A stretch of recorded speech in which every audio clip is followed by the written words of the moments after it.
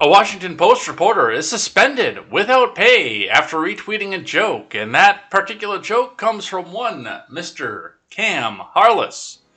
So we'll talk just a bit about that and how that goes, and offer a hearty congratulations to one Cam Harless for managing to claim the job of a Washington Post reporter, at least temporarily. In other news, a new migrant caravan in Mexico is headed for the U.S. border. When we'll get here, probably right before election time, so we'll talk just a bit about what's happening with that and where we go with that. Elon Musk has made another threat to back out of the Twitter deal because he claims that they are preventing him from having material information about his purchase, so we'll talk just a bit about what's going on with that. And Mike Rogers rolls out a measure to withdraw the U.S. from the UN. So we'll talk a bit about what that means and why it's not going to go anywhere. It is going to be all this and more. Welcome to midterm season. I am Jay Edgar, and this is Contemporary.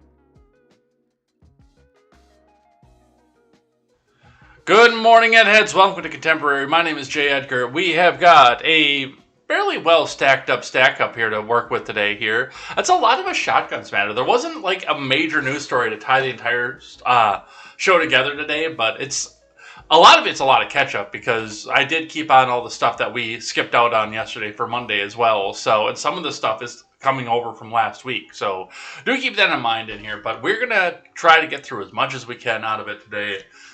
Some new stuff is down at the bottom here. So we actually, up towards the top is a lot of the stuff that we've skipped over from last week and today. So we're going to get into it. We're going to get started. But before we do, make sure you guys go check out the Turns of Pages Productions creator, The Daily Ignoramus, The Breakdown with Birkenhoff, The R-Rated Conservative, and The Porch Boys. Go check all of those shows out. They're a great time. They're great people to have around. They're great people to have in your corner. So go and hang out with them. They're great friends as well. Go check out their live streams. They're on various times. Daily Ignoramus is on after this show. Porch Boys is Tuesday night, so they'll be on tonight. And RRC and Breakdown, I'm not even sure if they're still streaming right now, but if they are still streaming there, welcome back here as well. So go and check all of them out if you can find where they're at. It's going to be a great time. And yes, once we get the website up and started, you'll have one central location where you can pick all of them up. So go check that out. turnspagesproductions.com, and let's get into the finance. Looking in at what we have going on with this, the Dow, it jumped up and then it just fell off throughout the day yesterday, ending the day just 16 points above where it was on the previous day, up to 32,915.78. So we'll continue to watch that and see where that goes. There's some stuff that's weighing on the Dow right now, definitely. And I'm not going to lie to you, the fuel price, as much as they keep trying to say, oh, well, it's Tesla, oh, well, it's this, it's Walmart, it's retail this, it's retail that. It's the gas price. And if they try to say like a retailer like Walmart or something, what they're not factoring in is these, especially the people who would go out and buy like a candle or an appliance or something at the Target or something, are looking at this and saying, hey, I can't do this here. I got to make sure I can go fill up the car. So that's what we see off of that. Looking in at the Bitcoin. The Bitcoin, I actually had it out to 5 years just for an effect, but let's bring it out to 5 days. And those who bought the dip are at least back to where you started from. Just a simple spike coming up and then dropping back off suddenly at the beginning of trading over today, bringing us back down to 29,487 US dollars even. Now, the reason that I brought us out that far is I was looking at just some of the instances and how far it has dropped over the while. You know, it was brushing with 36,000 just a month ago at the beginning of May. 6 months ago, at the beginning of December of 2021, we were brushing up with a little bit over 50,000. Year to date, a little bit below 50,000. But if you go back out a year where we got back to the peak, it was just back in November 8th of 2021, where the Bitcoin saw 67,582 US dollars and 60 US cents. Now, once again, the thing that I always say about this, when we look at this versus the Dow, is the Dow usually takes a couple extra steps. If you've got a stock or something you need to liquefy in order to go back and make an end meet or something. The Dow takes maybe a day or two to go back and get that money back in your hand. With the modern applications and some places you can actually spend Bitcoin, not a lot, but some, where you can actually spend Bitcoin as currency. Bitcoin is your more liquid currency, which means as people are trying to sell it off more and more, that's the one that they're going to go for first, if they have it. And we look at the intense demand for this versus a fixed supply for Bitcoin and where it was at just not even a year ago. 7 months ago, November 8th. Is that 7 months? Yeah, that's 7 months ago. All the way down to where we are today, 29,487. So a lot of people are selling off in a hurry. And we'll see what happens with that, and we'll see where that goes, and we'll see if Bitcoin remains a viable currency. I know if it keeps going down further and further and further, I'm buying more and more and more, because I know where it has the potential to go. So we'll see what happens with that and where that goes. The gas, the big story of our time right now. Costco is at $4.54 in Sun Prairie. Middleton is also $4.54. The BP in Middleton is at $4.59. The Quick Trip in Belleville is at $4.59. The Quick Trip in Sun Prairie is at $4.63. The Quick Trip in Madison proper is to $4.64. Going down to the BP in Madison proper, it is at $4.66. And out in Lodi, which is a little bit further out away from the city, is to $4.67. Gas down by me when I filled back up was, or didn't even fill up, I just threw in a little bit to get me by, was at $4.89 down here. $4.89 in Janesville. This is getting to be unsustainable. This is getting to be a hardship on things, and it's one of the things where you don't know if things are going to work, if people are going to be able to go and travel, or if, again, they're going to have to cut their consumer spending. And now the Dems have a narrative, too. Like, oh, it's the Republicans, they just blocked it. They want you to pay more for gas because they want to blame it all on Biden. Well, think about why we're here already in the first place and why it was already climbing. It's a nice narrative, and the stupid people that follow you are going to buy it. But as for the rest of us, the people who watch this program, the people who think and understand and know, no, they're not going to fall for this because they know what's going on. I don't know which one of my chats isn't connected, by the way. I've looked into that. It shows that 3 out of 4 are connecting. I don't know which one is not, so we'll see what's happening with that. Let's get into the finance news of the day. Dow Futures Treasury yields jump. 7 top stocks to buy and watch now from Scott Latonin. Dow Futures dropped 240 points. Tuesday morning after Monday's stock market gains, the 10-year yield jumped back above 3% Monday, closing at its highest level since May 9th. Amid the ongoing stock market rally, Dow Jones leaders Chevron and Merck are among 7 top stocks to buy and watch. Before Tuesday's open, Dow Futures lost 0.7% versus fair value, while the S&P moved down 0.85%. The Nasdaq Futures declined 1.1% versus fair value. Remember, overnight action in Dow Futures and elsewhere doesn't necessarily translate into actual trading in the next regular stock market session. The 10-year yield added to last week's gains, jumping back up over 3%, 3.03% Monday. Meanwhile, U.S. oil prices have held effectively flat, with West Texas Intermediate crude trading just below $119 per barrel. On Monday, the Dow moved less than 0.1%, while the S&P gained 0.3%. The tech-heavy NASDAQ composite climbed 0.4% among the ETFs.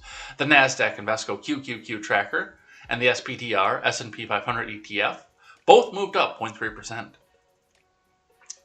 Twitter slashed losses to 1.5% on Monday. Twitter shares dove as much as 5.6% in the market open after Elon accused Twitter of resisting and thwarting his right to learn more about the fake accounts on the social media platform, saying it was a clear material breach of the terms of their merger agreement in a letter to the company. And we'll be talking a little bit about that probably 8:15 or so. Tesla raced 1.6% higher on Monday. Among Dow leaders, Apple rose 0.5%, and Microsoft traded 0.5% lower in today's stock market. During the ongoing market rally, Dow Jones stocks Chevron and Merck, along with Albemarle, Eli Lilly, Northrop Grumman, Vertex Pharmaceuticals, and Zim Integrated Shipping were among IBD's top stocks to watch for the day. Albemarle is an IBD leaderboard stock. Vertex is featured in this week's Stocks in Your Buy Zone column, and Zim Integrated Shipping was a featured IPO leader. So that's what we see out of the markets here. Let's grab one quick from Market Watch, and then we'll get into our shotgun spatter of news for the day, and it is quite the spatter. It's all over the place. Walmart stock leads Dow's decliners in wake of Target's margin warning from Tommy Gilgore. A little shorty for us here. Shares of Walmart shed 3.7% in pre-market trading, enough to pace the Dow decliners in the wake of Target Corp's 0.85 down margin warning. The discount retailer's behemoth stock was one of the 29 of the 30 Dow components losing ground. Walmart's implied stock price decline would shave about 31 points off the Dow's price, while the Dow futures dropped 237 points or 0.7%. Walmart's stock weakness comes as rival discount retailer Target shares tumbled 9.1% pre-market after the company announced plans to reduce inventory. Yeah, that's probably a good thing. They probably realized really quickly they're either failing and they have to reduce inventory because they're already losing customers, or they're about to because of the drag stuff for Pride Month and the chest binders and the packing underwear and stuff like that goes on. And by the way, doesn't it always seem like all this stuff just seems to go one way? Interestingly enough, I do have to wonder if their decision to do the transsexual stuff, the chest binders and stuff like that, has something to do with the fact that they knew that this was going to be coming, and they planned ahead to try to alienate more customers so they can say, oh, look, it's just all the transphobes. That seems like something corporate America would do. Including additional markdowns and canceling orders, leading to a reduced outlook for second quarter operating margin. Walmart stock has tumbled 11.9% over the past 3 months through Monday, while Dow has edged up 0.3%. So that's what we see coming out of that. It's a little interesting to see, what it is, because they're looking at, sale prices. They're looking at ways to get people into the store, into the shop and buying things. These retailers are looking and saying, do I make a sale? Do I just slash prices? Do I reduce inventory so I can slash prices? Are there things that I can do to go and mitigate some of the damage that we have going on here? And one of them, like I say, is the thought of, okay, how far can I lose prices while still making money? How far can I lower those prices while still making money? And yet, people can't understand the fact that that's the same way the healthcare market would work. These hospitals, I hate to tell you this, I know it would be tough for a few months, 3 to 6 months, while the insurance companies and the healthcare hospitals started lobbying to Congress to do something, to go and force people to go and get all their procedures done and go and have insurance of this, that, and the next thing. But if you abolished insurance tomorrow, by Christmas, healthcare costs would go down, because if your ass is not in that bed, that hospital's not making money. The retailers get it. Why can't the healthcare system do that? Well, no, because they've brainwashed their kids. Not their kids, but the kids in the public school, that healthcare is a human right. An absolute human right, and you have to have it, otherwise you'll die. All right, let's get into the news of the day, and we're going to start with the Daily Wire. Mostly because we know one of the people involved in this. Washington Post reporter suspended without pay after coworker criticizes him for retweeting a joke. On Friday, Washington Post reporter David Weigel retweeted a mildly sexist joke. Every girl is bi, you just have to figure out whether it's polar or sexual. On Monday, he was suspended without pay.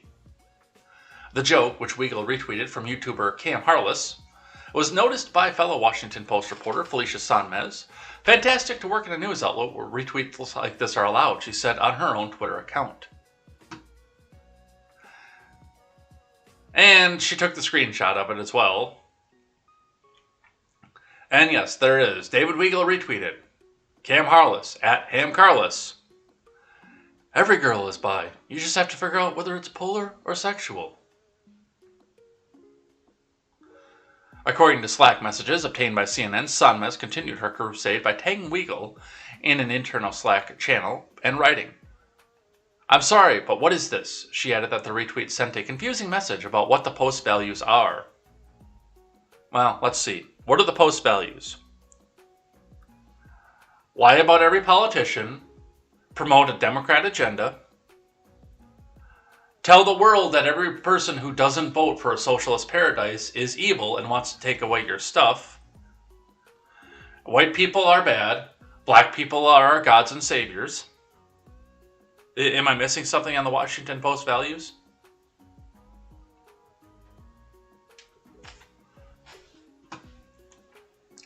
Later on Friday, Weigel wrote, "I just removed a retweet of an offensive joke. I apologize and did not mean to cause any harm." Never apologize, dude. Because that's when you know that they got you. That's when they know that they got you. And now they know. The Washington Post suspended Weigel for a month without pay in the wake of the incident, according to CNN. The Washington Post chief communications officer Chris Corradi told Fox News. Editors have made clear to the staff that the tweet was reprehensible. I don't know, I thought it was kind of funny. And demanding language or actions like that will not be tolerated. The move comes as the Washington Post faces criticism for various editorial missteps. For one, the outlet was recently forced to issue corrections to an article by Taylor Lorenz that originally claimed that she had reached out to two YouTubers, Mazika and that umbrella guy mentioned in her piece. Both individuals said that Lorenz never contacted them ahead of the story's publication, and the claim was removed without a correction. When Fox News asked if Lorenz herself had quietly made the edit, the Washington Post spokesperson said, "That's not something we discuss on record." We got caught. Shut up. Stop asking questions. In the same article, Lorenz wrongly attributed a statement to Johnny Depp lawyer Adam Waldman. A note that the article said the story was indeed updated to clarify comments made during Waldman's testimony. 2 months ago, Lorenz came under fire for revealing the identity of a woman behind Libs of TikTok, which represents leftist content. On its various social media pages, Lorenz ran a hit piece on the woman, which included her name and originally linked to her personal work information. Though the link was subsequently removed from the article, several people made death threats to the woman, a Jewish stay-at-home mother, in the wake of the doxing. Libs of TikTok posted photos of the Washington Post reporter visiting her family members' homes. Lorenz accuses Libs of TikTok of purportedly having deep and far-reaching impact, as well as shaping right-wing media, impacting anti-LGBTQIARMIGIXTYALTDMGIAXT+sign legislation, influencing millions by posting viral videos aimed at inciting outrage among the left. Daily Wire CEO Jeremy Boring joined podcaster and commentator Tim Pool in purchasing Billboard Times Square, criticizing Lorenz and her employer for exposing Libs of TikTok. "Hey, WaPo, democracy dies in darkness," the billboard says. "That's why we're shining light on you, Taylor Lorenz doxed at Libs of TikTok." That's not all that it said. It also said, "at Timcast."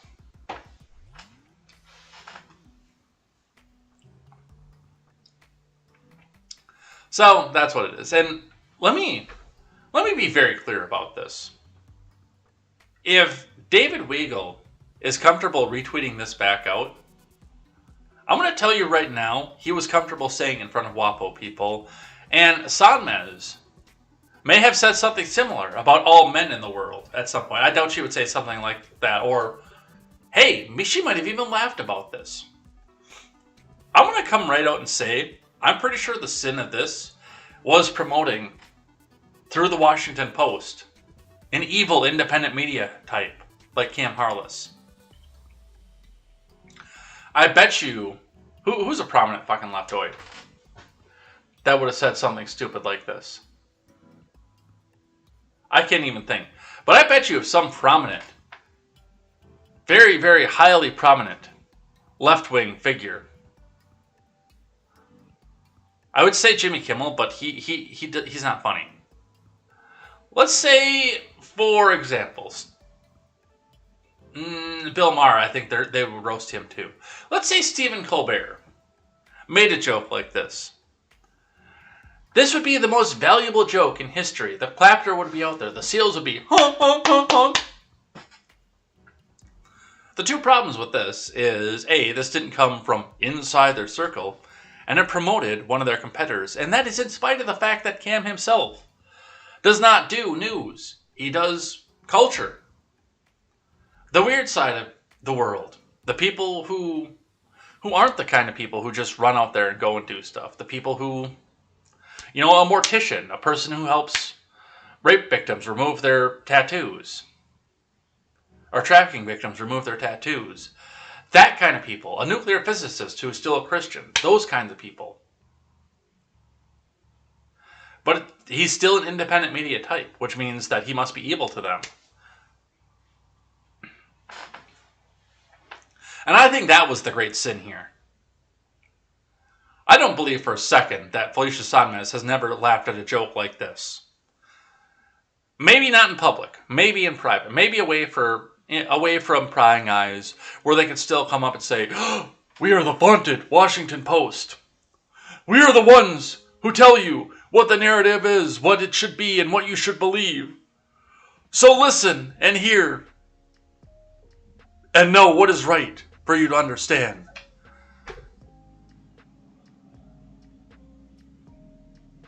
Meanwhile, in private, she's probably laughed at a joke. She's probably gone around with some of her girlfriends and say, hey, hey, ladies, you know how a man is like a good hardwood floor? Hey, guess what? You can lay it the first time. You can lay it right the first time and walk all over it for the rest of your life. Bet me.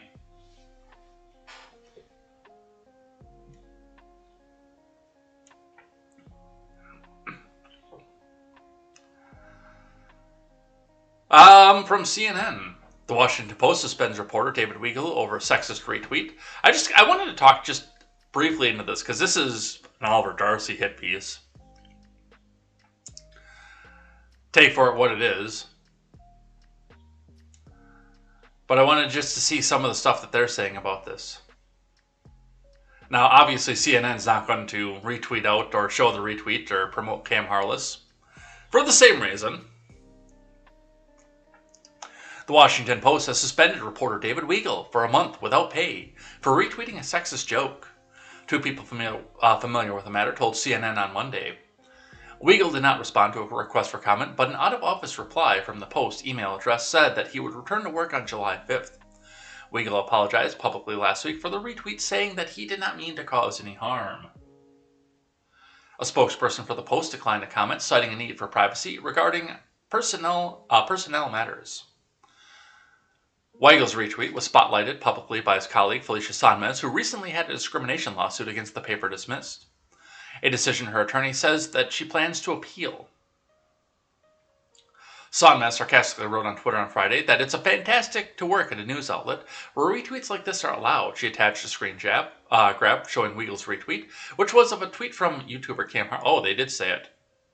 Who joked, every girl is bi. You just have to figure out whether it's polar or sexual.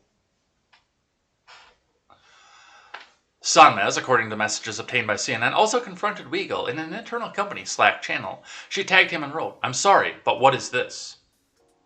Yeah, a lot of this is internal stuff, review stuff. The Post chief spokesperson, Chris Karate, also issued a statement to the press that said editors have made clear to the staff that the tweet was reprehensible and demeaning language or actions like that will not be tolerated. But the public and private admonishment of the Weigel retweet has failed to quell tension inside the Post. Jose A. Del Real, a reporter for the Post, responded on Twitter Saturday to Sonmez's initial tweet. Del Real said Weigel's retweet was terrible and unacceptable. But, he added, rallying the internet to attack him for a mistake he made doesn't actually solve anything. We all mess up in some way or another. There is such a thing as challenging with compassion. Sonmez responded, saying that calling out sexism isn't cruelty, but something that's absolutely necessary. Sonmez and Del Real proceeded to engage in a back and forth over Twitter on Saturday, with Del Real ultimately moving to temporarily deactivate his account. So, did Cam claim 2 post job? Well, 1 post Twitter account and 1 post job. Nice shot. 2 mainstreamers, 1 bullet? Nice shot, dude. Proverbially, of course, Susan.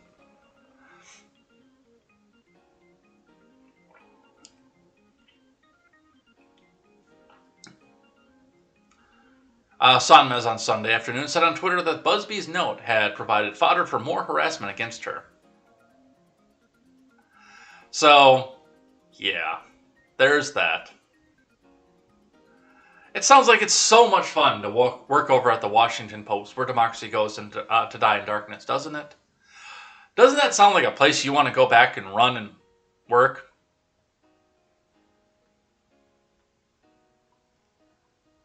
I know I want to run right out there and work. All right. Well, that's speaking of people that we all follow in the news. Another hit piece for Kyleittenhouse to add to his lawsuit. Kyleittenhouse now says he's going to Blinn College after Texas A&M says he's not a student. So I want to step back here, and I want to talk just a bit about, before I read the article, I want to talk just a bit about why Kyleittenhouse is suing and why this was a tremendously stupid headline. But it also probably wasn't smart for Rittenhouse to say that he was going to Blinn in the first place, because he's calling this kind of stuff back out. Now, the big problem that we see with the media versus Rittenhouse is the fact that because he defended himself, but he defended himself against the people that the media had to rush and run around to protect, the peaceful protesters. Because he defended himself against those people successfully and was acquitted for murder because of the self-defense aspect of it, he is, because of the way that they reported on him, going to be denied jobs for the rest of his life. He is going to be denied the ability to get into many colleges. There are jobs that he's not going to be able to take. He's going for nursing. There are hospitals that will not go near him with a 10-foot pole, no matter how desperate the nursing shortage is.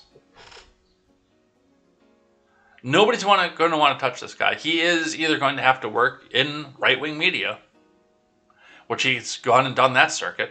He's either going to have to work in that or find some independent place that has no Medicare, no Medicaid, because the Medicare and Medicaid people are going to insist that he gets fired almost immediately as soon as places like the Texas Tribune find out that he's working there and go spread that far and wide to the world. Hey, do you want to go back and work at or get treated at a hospital where a murderer works?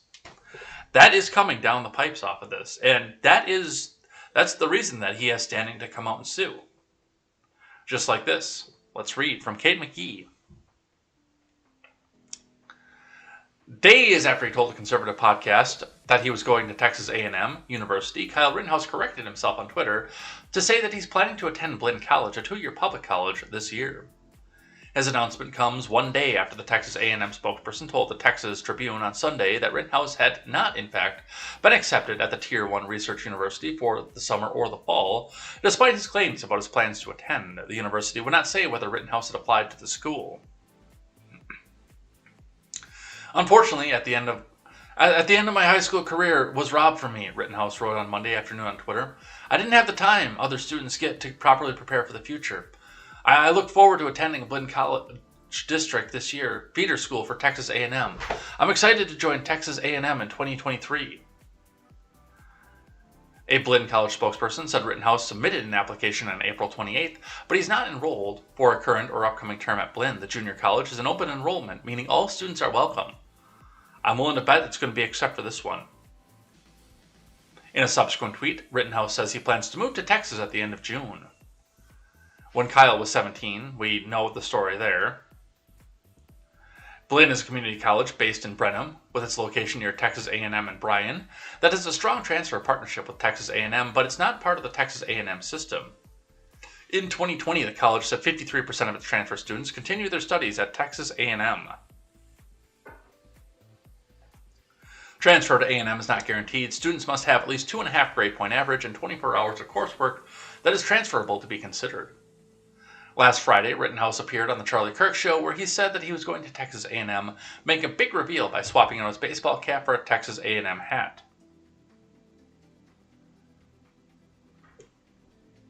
And a full disclosure on this one, Texas A&M has been a financial supporter of the Texas Tribune, a nonprofit, nonpartisan news organization. Nonpartisan, your dying ass.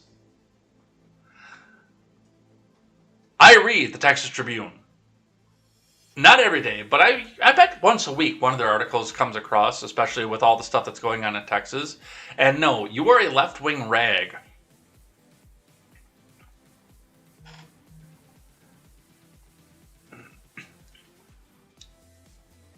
Financial supporters play no role in the Tribune's journalism. It's not journalism, it's tabloidism. Find a complete list of them here. So, at this point, the Texas Tribune is probably going to go and pull strings to make sure that Rittenhouse never gets into A&M. And I hope he finds this article too, by the way. From the Blaze, a little bit of an update from yesterday's show.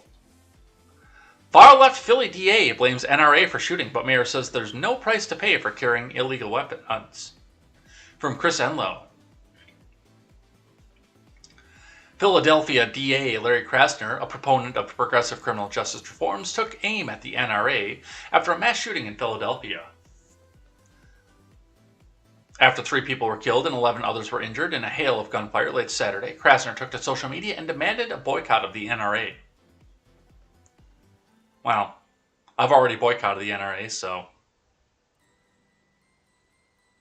But that's for different reasons. The terrible crimes last night on South Street. Tell our Pennsylvania legislatures it's time for real action. Boycott NRA lobbyists, boycott NRA donations, and bring real common sense gun regulation to Pennsylvania. Now! Despite the heavy-handed rhetoric, there's no evidence showing the NRA was in any way involved in Saturday's incident. It's because they weren't. For all of its faults, for all of its inability to lobby, to actually help gun owners in this country, stay clear and free of the federal government's influence. For all of the faults and all their failures to do that, the NRA does advocate for legal ownership and use of firearms. This, we know, was not legal use of firearm. This was for cold-blooded murder, not self-defense. These people were not practicing gun safety, something that the NRA also advocates for. They did not know their targets or what was beyond it. They pointed weapons at things that they did not intend to destroy. And, well, I guess they did treat their guns as if they were loaded because they intentionally did this. As far as whether or not they were legally allowed to own, which is the other big tenet of the NRA, is making sure that everyone's legally able to own firearms, not illegally. The jury is still out on that because we don't know anything about the perpetrators, nor will we ever. because it doesn't fit the narrative.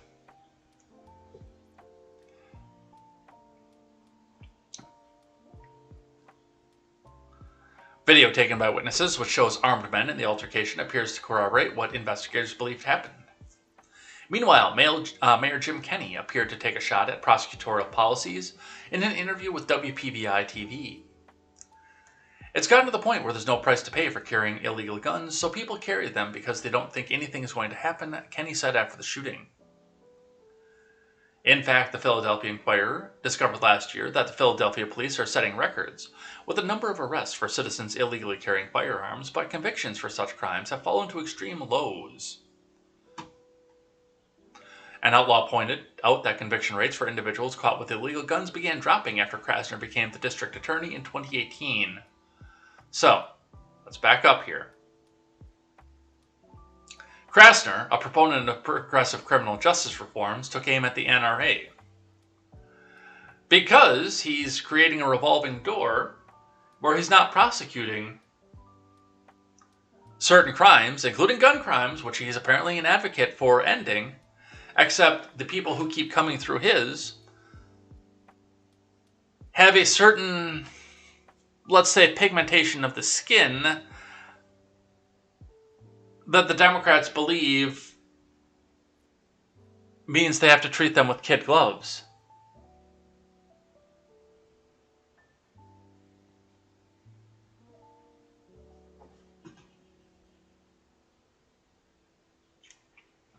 In fact, the Philadelphia Inquirer discovered last year that Philadelphia police are setting records with the number of arrests for citizens illegally carrying firearms, but convictions of such. We read that one. If there's nothing to deter folks, there's no consequence where people believe, if I do this, this is going to happen, then there's no incentive to not carry a gun illegally, quite frankly, Outlaw said last year. Now, as far as I go, I believe all gun laws are illegal. You should have the right to defend yourself at any point, but remember, our founders would not have believed that your rights, restrictions against government, would have extended to the criminally insane, which would probably be these people who would go out and advocate and murder people in the streets to prove a point.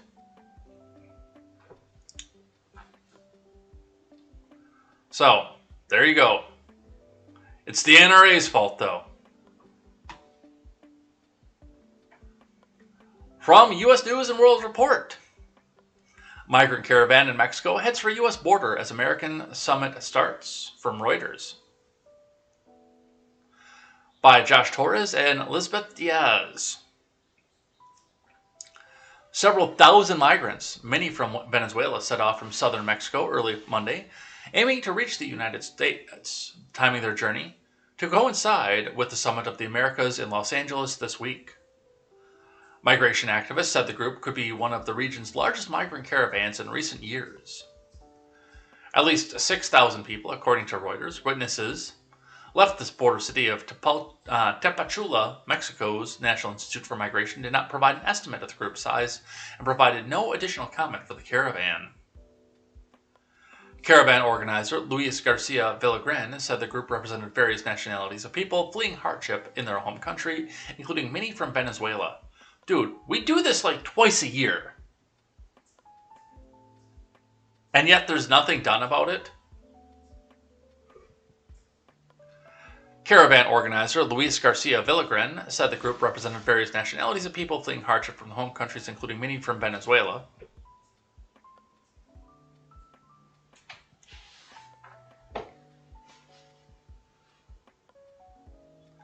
These are countries collapsing from poverty and violence, he said. We strongly urge those who attend the summit to look at what's happening and what could happen even more often in Mexico if something is not done soon. President Brandon is expected to announce a regional pact on migration later this week. The migrants include many children, began their trip early under rainfall and fanned out across several lanes of highway, with some wearing plastic ponchos and holding umbrellas, Reuters images show. Large caravans headed to the U.S. also traveled across Mexico in 2018 and 2019, mostly comprised of Central Americans, followed by smaller groups in recent years. Yeah, we do this all the time. Record number of migrants last year attempted to cross the U.S.-Mexico border illegally.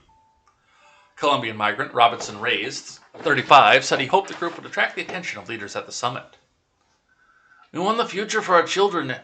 We want to cross Mexico without any problems. God willing, they can talk and resolve this.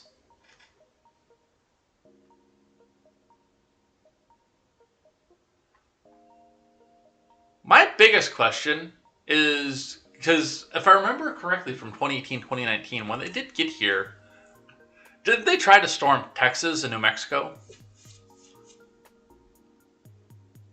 Now, I know when Saint was here, we talked about the fact that there is a large opening in the border near Tucson, like a very, very large one. And if a caravan came, that would probably be the most defended portion of the border at that point. But I know I had a girlfriend not that long ago, probably right before I started the channel, who decided that she, as president of a reptile club, decided that she wanted to go look for desert reptiles in California. And yes, went over into California, into a fence that you can literally just swing your leg over. And then you're in Mexico. And yeah, she got into Mexico and said, oh yeah, no, my phone is saying that I don't have international coverage as soon as I'm over here. As soon as my feet touch the other side of the fence. So why are they trying to storm Texas, which actually has a sort of barrier? And New Mexico, I'm not sure what the state of the barrier is over there. Plus a river and other things. And why not just go into California? Go flood that area. Let me look and just, because I want to make sure I'm not talking out of my ass here. Let's look at the U.S. map and just make sure that there's a clear place. Like they don't have to swim over to Baja or something. Because I know that's an aspect of it. United States. There is the map. Let's look at this together. Yeah, there's a place. You don't have to swim across the Gulf of California to get there either.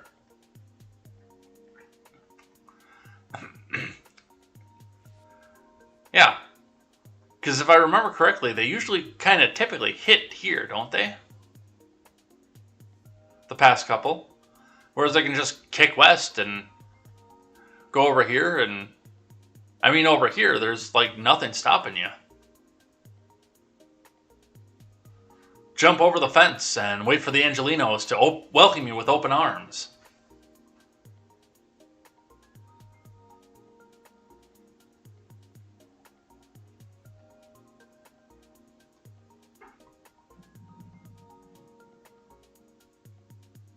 But that's what we see off that. Texas news. Dallas protesters show up to drag the kids to Pride, family-friendly drag show. From ABC 8. Jay Wallace is credited with writing this. A Dallas drag show that promoters called family-friendly and appropriate for kids brought both supporters and protesters to it on Saturday afternoon. Dallas bar Mr. Mister held the event, Drag the Kids to Pride drag show on Saturday from 11 a.m. to 2 p.m. on the city's Oak Lawn neighborhood. The organizers called it a family-friendly spin-off of their Champagne drag brunch that would allow kids to dance with performers on stage. Why? Leave the kids out of it.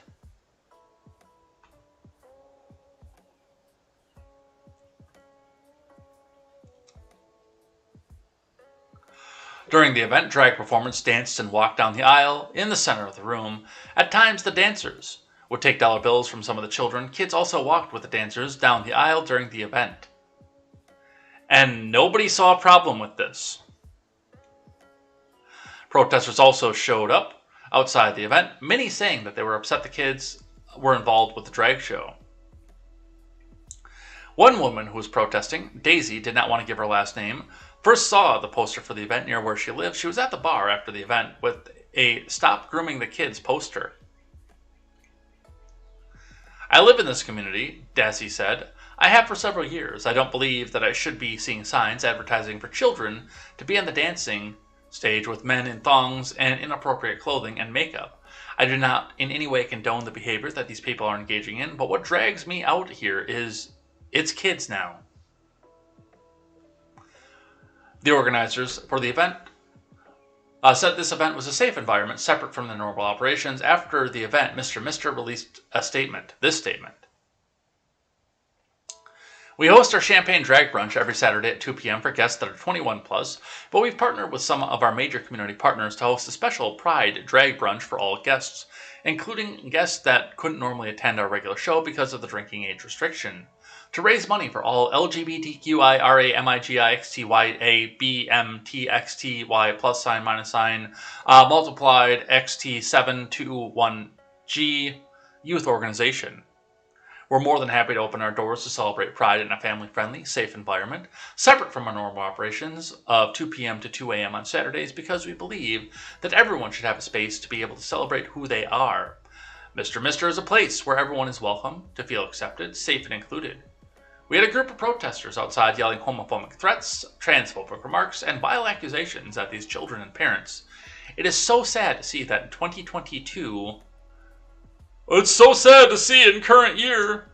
There are people who still want to protest, others celebrating who they are, but our staff and wonderful officers helped to keep us safe and kept the protesters at bay.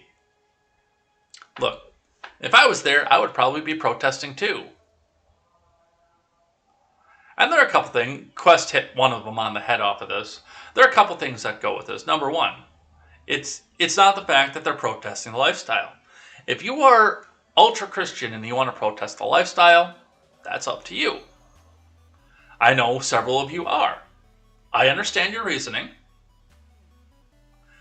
I don't want to protest the lifestyle because as long as it's all between consenting adults, I don't care that much. But now you brought kids into this, or Banning pointed out off of this, dragging people, implying that they're not into it. Now, yes, I understand that this was a play on words with the idea of drag, the idea of men dressing in women's clothes. In a hypersexualized manner, more or less, by the way. Like, they're not dressing like actual women, like my friend Rachel does. They're dressing as the most hypersexualized version of women that exist. Flamboyant. Big, wide bustles, gigantic, oversized breasts, huge makeup, big hair, sometimes lingerie that no person should ever have to see on a man, that kind of thing. There is no way that this, in any way, shape, or form, is safe for kids.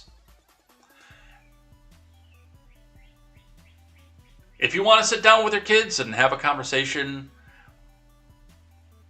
with why Jim's son Harry is now suddenly Sally, that's a different story than bringing him out to something like this, where people are dressing out here to make a fetishized and sometimes almost always sexualized show out of this. I have one of the other points that I go along with off this, though, because, you see men in lingerie throwing around, dancing on poles, and doing the sexualized thing.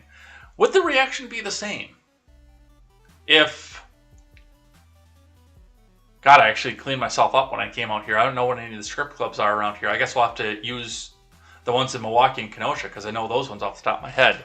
If on the border, over on the Milwaukee and Racine County line, if on the border over there decided that they are going to have a kids' brunch, all Shirley Temples, no alcohol, orange juice, Shirley Temples, stuff like that. And these kids wanted to go and see the show that the strippers put on over there.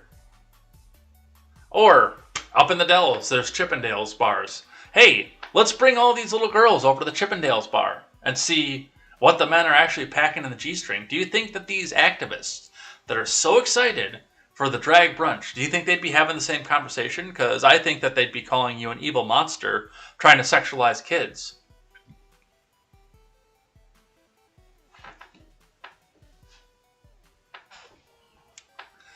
I don't think they'd be having the same conversation.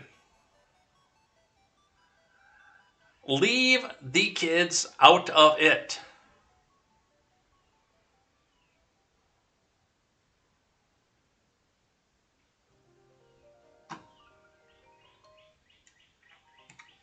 from NBC talking about the protester. No, this isn't about the protesters. That was about the protests.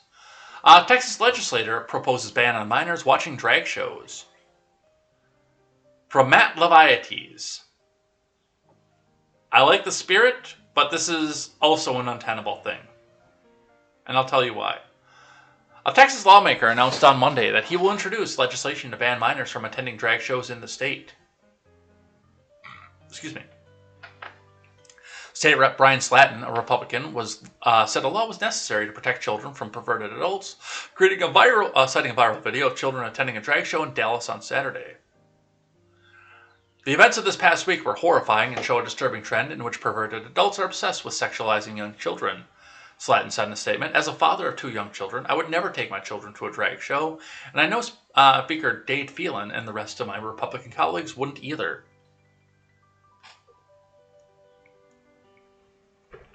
He added, protecting our own children isn't enough, and our responsibility as lawmakers to our responsibility as lawmakers extends to the sexualization that is happening across Texas. Slayton was referring to a drag show that took place at the Mr. Bar. The event, Drag the Kids to Pride drag show, was advertised as a family-friendly spin-off of the Bar Champagne drag brunch show. A viral video from the event shows children watching drag performers dance and tipping them with cash. It attracted a crowd of protesters.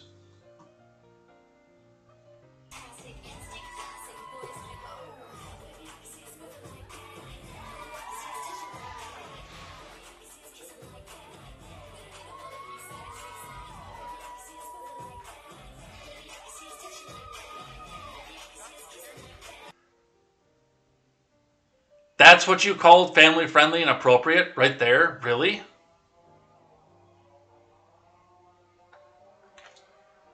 Wait, is that a wood chipper I hear in the background?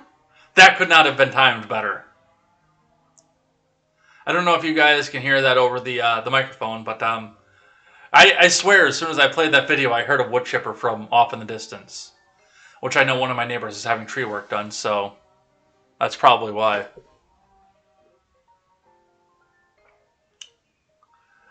Representatives from Mr. did not reply to NBC News' request for comment.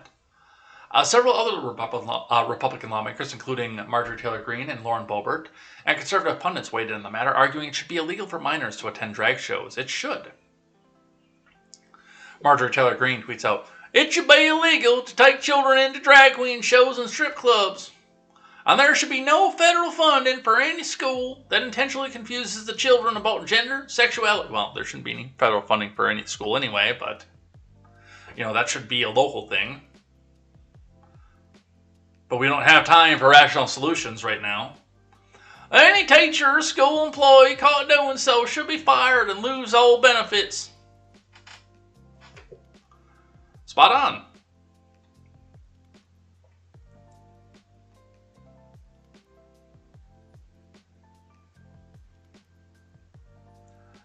But as far as the law goes, now, and I understand the spirit of what the law was in.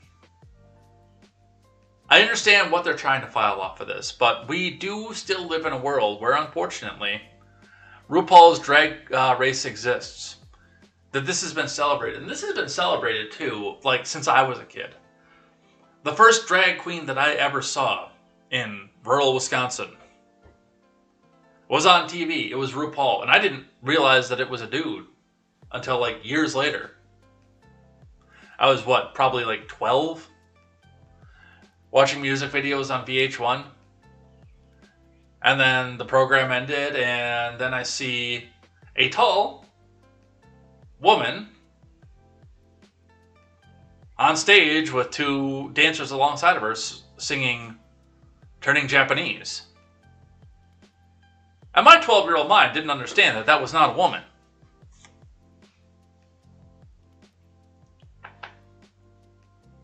But yes, I mean, it's there and accessible for kids. So you're going to have to do a lot of in-home stuff to go back and make something like that stick. But at least to event. And from what I understand, this is just keeping them from going into the shows in a bar in person. Which is a step in the right direction at least. From the Blaze. An update from my state here. Wisconsin School District closes Title IX case against boys who use the wrong pronouns. From Chris Pandolfo. A Wisconsin school district that opened a Title IX investigation into 3 middle school boys. Did you just assume their gender? Accused of sexual harassment for using the wrong pronouns with another student has closed the case. The Kiel Area School District announced Thursday it had issued clear directives and expectations to all students involved in this matter for the purposes of preventing bullying and harassment and ensuring a safe and supportive learning environment for all of our students. Based on these actions and pursuant to the district policies and procedures, the school district considers the matter closed, the Board of Education said in a statement.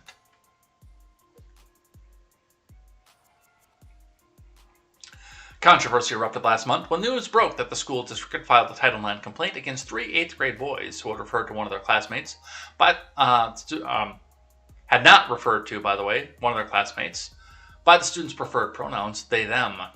The district said that by refusing to use the student's preferred pronouns, the boys had sexually harassed their classmate under the Biden admin's interpretation of the Title IX rules.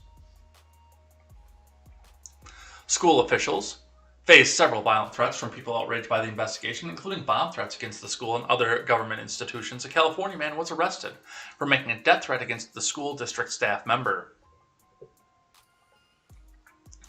The parents of the accused boys hired the Wisconsin Institute for Law and Liberty, a conservative legal group, to defend their children against the accusation. The group sent a letter to the district in May arguing that the school had violated the boys' First Amendment rights and the use of biologically correct pronouns does not constitute sexual harassment under Title IX. In a June 2nd follow-up letter, attorneys for the parents maintained that a Title IX investigation was inappropriate and that the case should be dismissed. Hours later, the district announced the matter had been closed. A release from the Wisconsin Institute for Law and Liberty said, now, again, I remind you, let's actually bring the map back out here.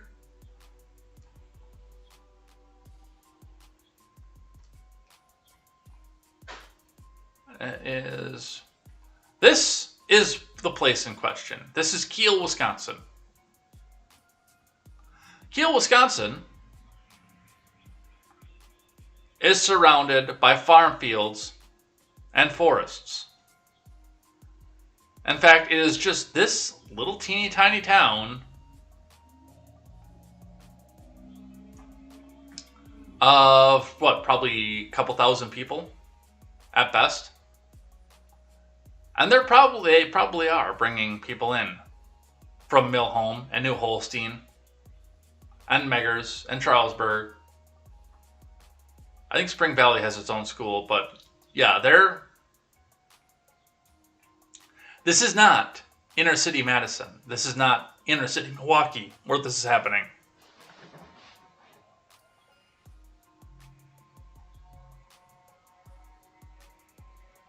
These are a bunch of farm kids who said, this is really stupid. I know that's a girl, and I'm going to call her a girl. In the 8th grade. Now, one of the things that I want to bring up to this, something that's always bothered me about the pronoun thing, is when is the last time you used somebody's pronouns while talking to that person?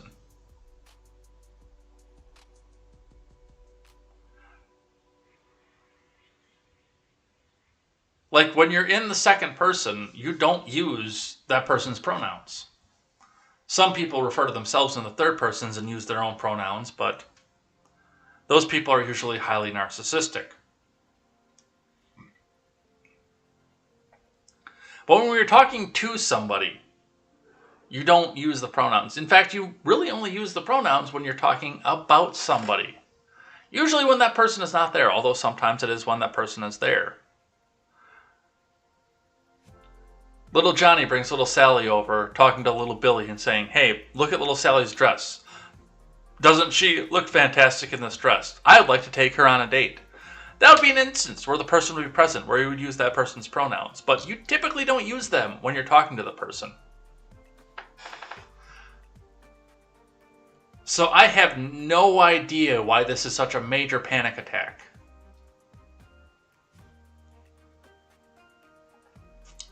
But it is closed.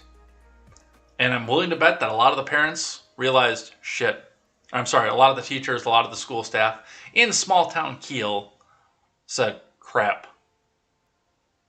We've got all the farm parents pissed off at us. What do we do?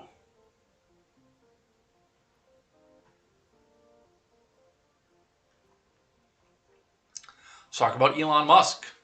Texas AG Paxton launches Twitter bots probe after Musk's public complaints. From Laura Kolodny.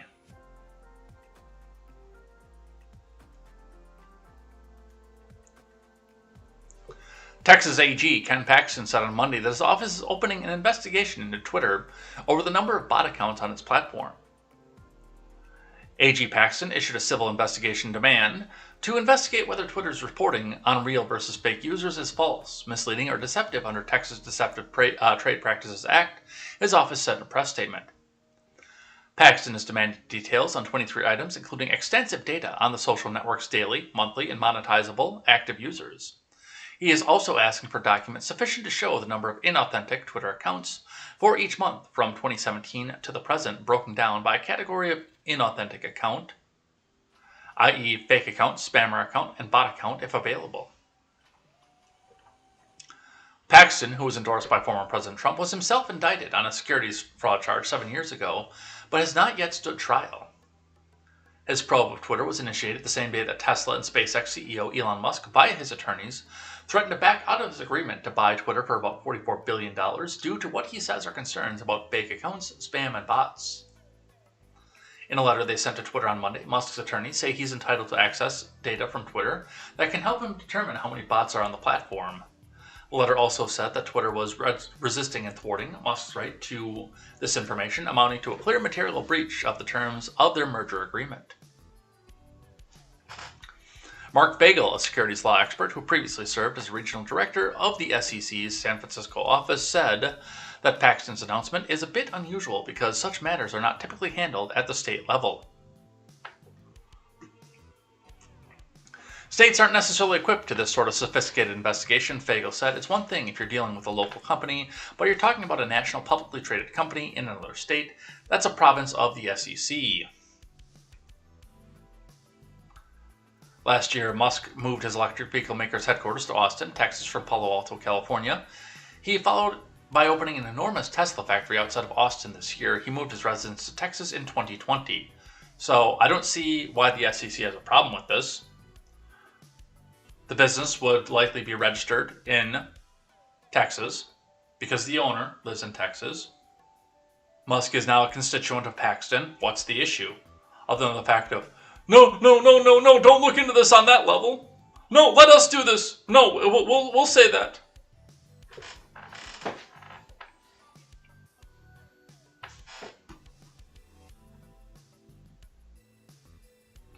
We'll do this. No, don't look into this independent or state level area. But realistically, I don't know if Twitter or Elon even wanted to buy Twitter. I think he just wanted to expose the corruption around Twitter.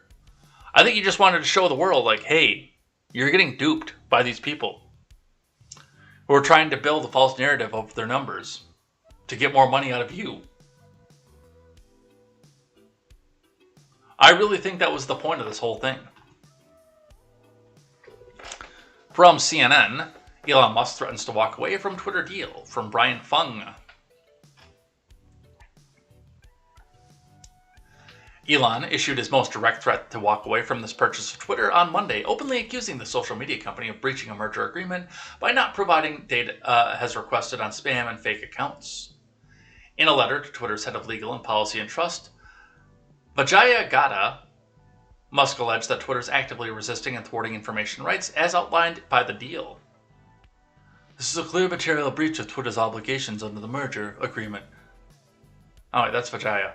And Mr. Musk reserves all rights resulting therefrom, including his right not to consummate the transaction and his right to terminate the merger agreement, an attorney representing Musk wrote in the company. Man, I thought that was Gadde too. Musk has demanded that Twitter turn over information about its testing methodologies to support its claims that bots and fake accounts constitute less than 5% of the platform's active user base, a figure the company has consistently stated for years in boilerplate public disclosures. Musk has also called for doing his own independent assessment based on Twitter data. Shares of Twitter fell 5% early Monday morning. Even before the latest development, Twitter stock was trading well below Musk's takeover of $54.20 per share, likely indicating investor skepticism about the deal going through.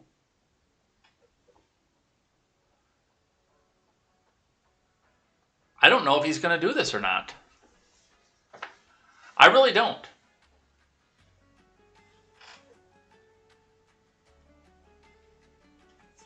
Elon asserts his right to not buy Twitter from Axios.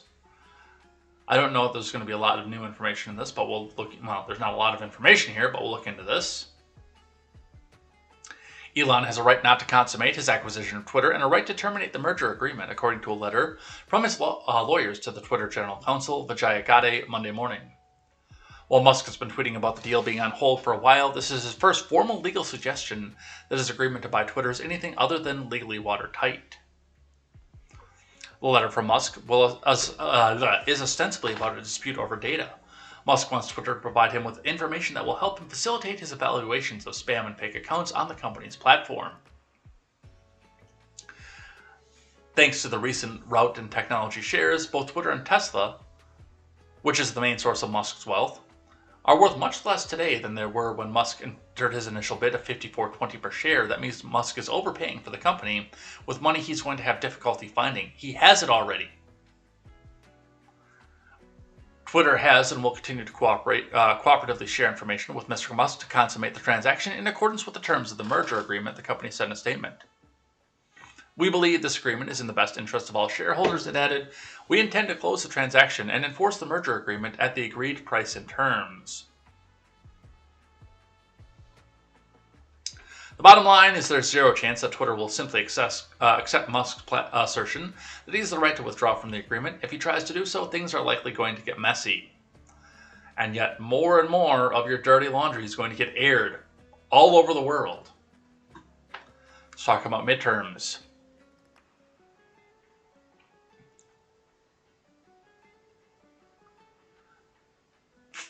Got one here from our friends over at NPR. Why several Republican candidates for Michigan governor were blocked from the ballot. So those of you over in Michigan, you might want to see who it is that you have to vote for here and who you can't. This is from Colin Jackson. And remember, NPR can't tell you why these several Republican candidates are evil unless you donate money to them. So hit that big red donate button because it's not your money, comrade. It's our money. And we need it to tell you that all Republicans are evil and wrong, and so are all Christian conservatives. The only thing you should be worshiping is the state and NPR. So, with that, let's see what they have to say on Never Printing Reality, National Progressive Radio.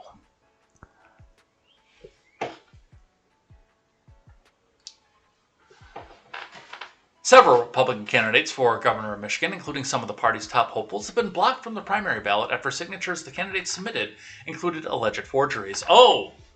So again, when I said when they first started this investigation, now signature match counts. Now that's a thing. The 5 GOP candidates have said that they were unaware of any problems with their signatures, and most are pursuing legal avenues to get on the August 2nd ballot. The developments have upended the race to lead a key swing state. Here's how we got here. We talked about the challenges raised in April, so we saw that.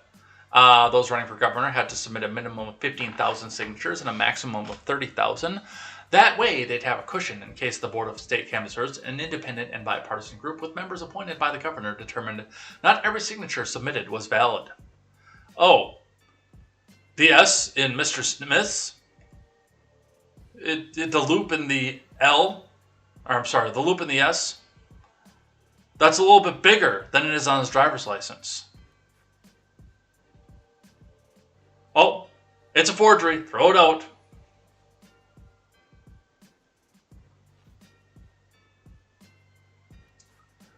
The Republican field for governor was initially had 10 candidates, and voters can only sign one campaign's nominating petition Like in past cycles, campaigns adapted by using a mix of volunteer and paid petition circulators or signature gatherers. Within 7 days of filing the deadline, the Board of State Canvassers or a county clerk can receive the challenges to the nominating petitions. It's always prudent to look at other candidates' signatures. Until you look at them, you don't know whether it's worth taking a deeper look or not. At least flip through them, consultant John Yob told reporters after filing signatures with the Republican gubernatorial hopeful Perry Johnson. Nearly 30 candidates for office ranging from U.S. House to Circuit Court judgeship eventually faced a challenge. By that time period ended on April 26th. Notably, the Michigan Democratic Party targeted 3 of the Republicans running for governor, a businessman, Johnson, former Detroit Police Chief James Craig, and businesswoman Tudor Dixon.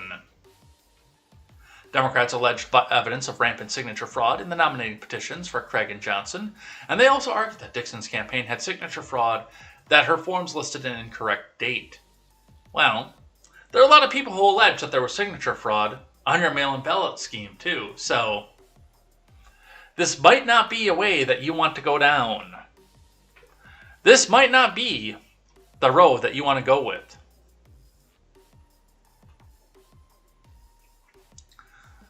But yes, that is why they are off the ballot in Michigan. From the Daily Wire, AOC blasts Democrats for not using a term that virtually no one uses. Plurality finds term offensive. From Ryan Saavedra. Socialist, Representative Alexandria Ocasio-Chavez, D-Twitch, slammed her Democrat colleagues for resisting using the term Latinx when talking about the Latino community, even though the term is generally not used by that community.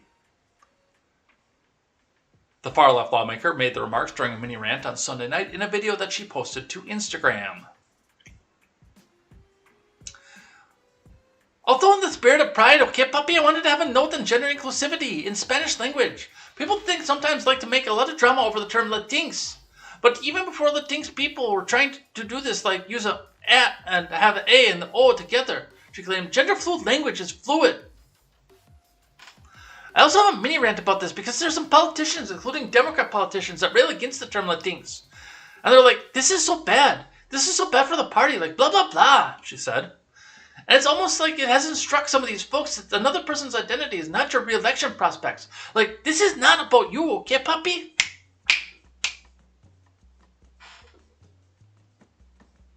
Second of all, if putting a little X in your campaign literature is what you think is the difference between winning or losing an election, you need to talk about healthcare more. You need to raise people's wages. In spite of the fact you have no control over this, you need to talk about more issues that also matter to people, Ocasio-Chavez said. Chavez's claims come despite the polling that shows that only 2% of Latinos call themselves Latinx, according to Politico, which added, more problematic for Democrats, 40% say Latinx bothers or offends them to some degree, and 30% said they would be less likely to support a politician or organization who uses the terms. Chavez then claimed that people are now trying to use the term Latine over Latinx because Latine could be more inclusive to people. No, it's also not grammatically correct.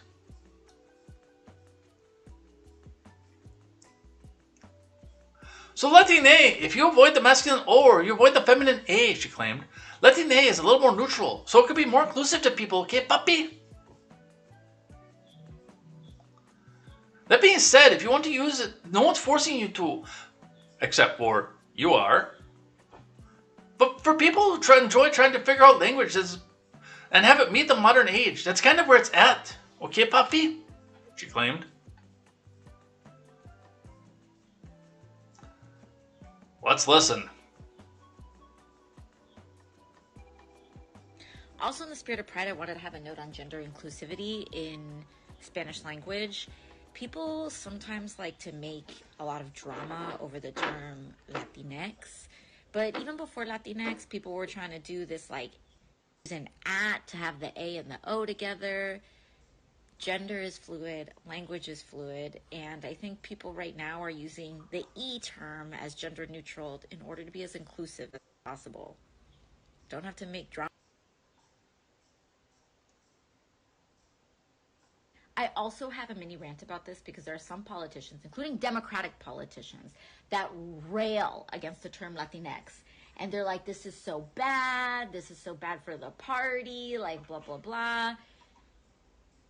And, like, it's almost as though it has not struck some of these folks that another person's identity is not about your reelection prospects. Like, this is not about you. Second of all, if putting a little X on your campaign literature is what you think is the difference between winning or losing an election, you need to talk about healthcare more. You need to raise people's wages. You need to talk about more issues that also matter to people. That being said, why are people opting for trying to use Latina over Latinx? Well, Latinx can be convenient in written form because you just put down an X and people can kind of mentally put in whatever vowel they identify with. But it's kind of hard to say. So Latine, you avoid the masculine O, you avoid the feminine A. Latine, E, is a little more neutral, so it can be more inclusive to people. For example, saying nosotres. That being said, if you don't want to use it, no one's forcing you to. But for people who enjoy trying to figure out language and have it meet the modern age, that's kind of where it's at. Just so you know, nosotres is also not grammatically correct. A group of mixed company is nosotros, we, and a group of female company is nosotras. Also, group of male company is nosotros.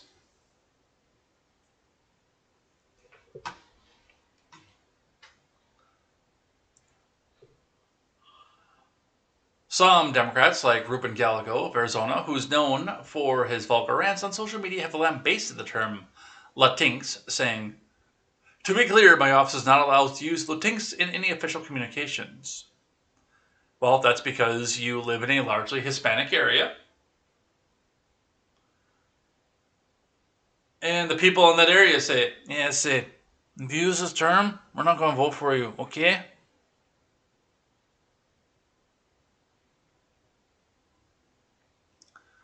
When Latino politicians use the term, it's largely to appease white rich progressives who think it's the term that we use, he said. It's a vicious circle of confirmation bias. Carlos A. Jimenez of Florida, whose district is in South Florida, called Ocasio-Cortez's remarks about injecting woke terminology into the Spanish language ridiculous. We'll stop getting mad at the term Latinx when they stop using it at all, Jimenez said.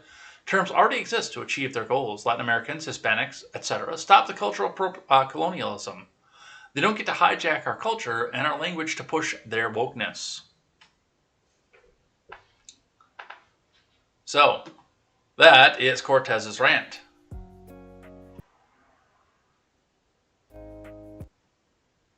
Come on.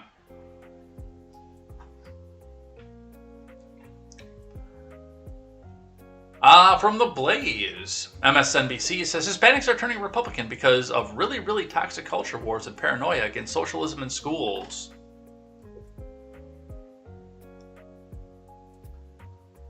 There's video of this too, by the way. MSDNC tried to investigate why many Hispanic Americans are turning away from Democrats and voting for Republicans, and they blamed really toxic culture wars and paranoia against communism and socialism. The claims were made by reporter Paula Ramos during a discussion about her docuseries with guest host Chris Jansing on Jose Diaz Balart Reports on Wednesday.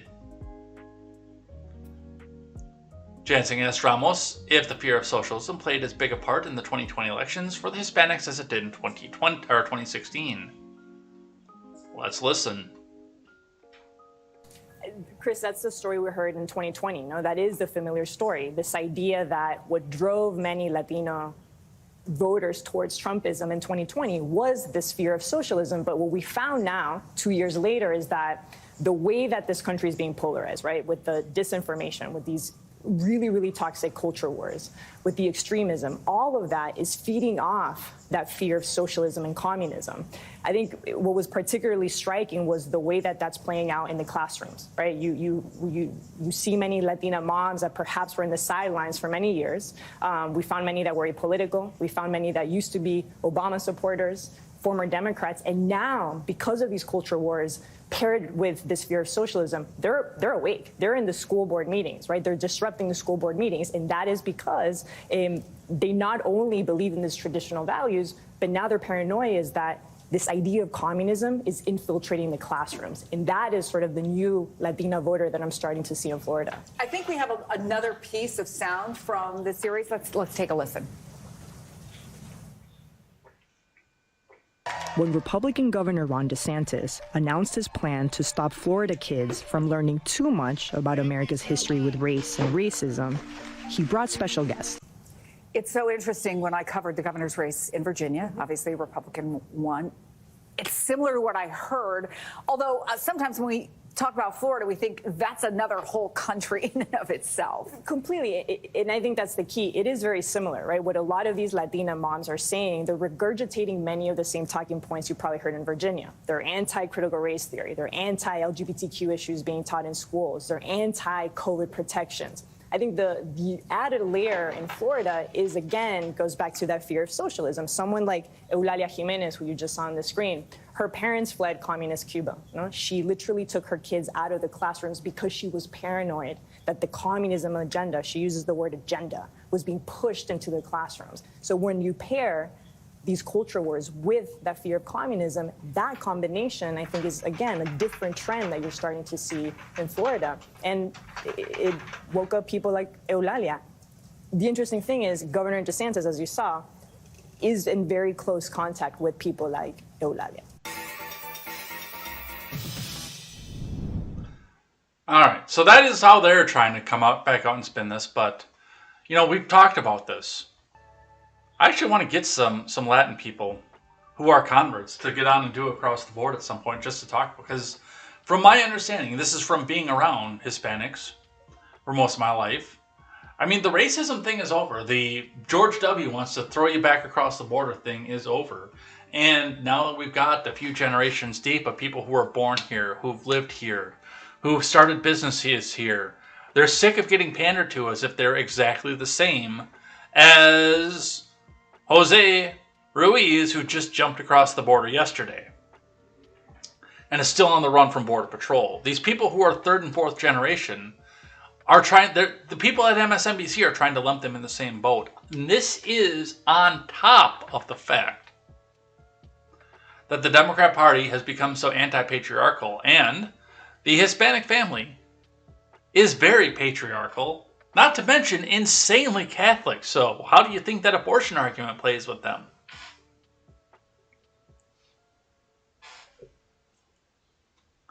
But they keep trying to push this bullshit down.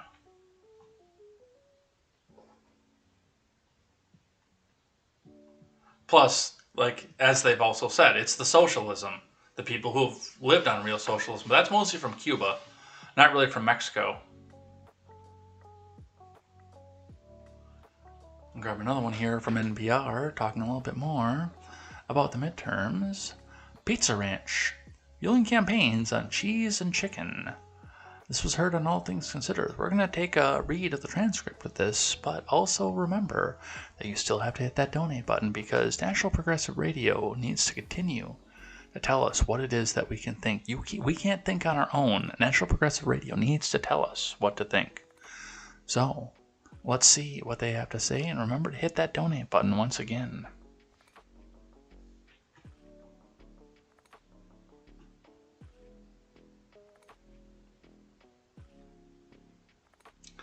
Many of the Republican presidential candidates have a hefty goal in Iowa ahead of its first-in-nation caucuses. Make a campaign stop in all of the state's 99 counties. Along the way, presidential hopefuls are turning to the Iowa-based restaurant chain Pizza Ranch, whose ubiquity and inexpensive cuisine have made it a staple of the caucus campaign trail. And by the way, it's really good. And I don't say that about buffets very often because they're usually crap. It is really good at Pizza Ranch. At a recent stop at one of Iowa's newest pizza ranches, located in Fort Dodge in the central part of the state, former Texas Governor Rick Perry shook hands and braved a scrum of reporters and local Republicans while the lunchtime crowd worked its way through the buffet line. While Pizza Ranch doesn't endorse candidates, restaurant employees are only too happy to tell you about what's on the menu. We've got the best chicken in town. We have very, very good pizzas, a wide variety of pizzas, said Kim Warden, the restaurant's assistant manager. The chain was founded in 1981 and now has more than 180 locations across the Midwest and Plain states. It's particularly popular with Republican presidential candidates, perhaps because Pizza Ranch's vision statement is to glorify God by positively impacting the world. It was 2008 Republican caucus winner and former Arkansas Governor Mike Huckabee who first used Pizza Ranch as a campaign stop. He's now making the restaurants part of his 2016 bid for the White House. This is probably an old article, now that I'm looking at this. Yes, this is from 2015, so this came back out into this, but, you know, we've been having the conversation about Chick-fil-A. That's been running around forever. We've been having the conversation about Hobby Lobby. And trust me, progressives will never shop at a Hobby Lobby and go to a Chick-fil-A. And they're proud to tell you about that. They are all too excited to tell you, I've never shopped at a Hobby Lobby. I don't want to go in there and get a cheap poem, Eat, Pray, Love, that was made in China. Like those evil Trump supporters. I went outside a Chick-fil-A and there were no cars in the parking lot in my local Chick-fil-A. Dude, it's Sunday.